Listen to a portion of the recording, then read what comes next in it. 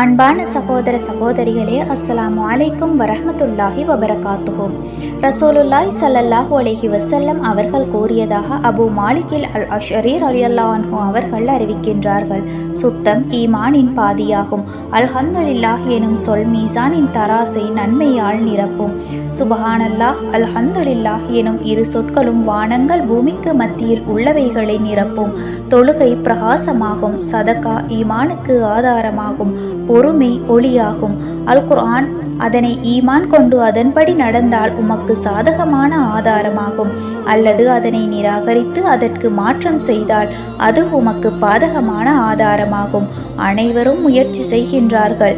சிலர் தங்களது ஆன்மாவை அல்லாஹு தாலாவுக்கு வழிபடுவதில் ஈடுபடுத்தி நரகத்தை விட்டு விடுவித்துக் கொள்கின்றார்கள். சிலர் அந்த ஆன்மாவை ஷைத்தானுக்கு வழிபடுவதில் ஈடுபடுத்தி அழிவை கொள்கின்றார்கள். ஆதாரம்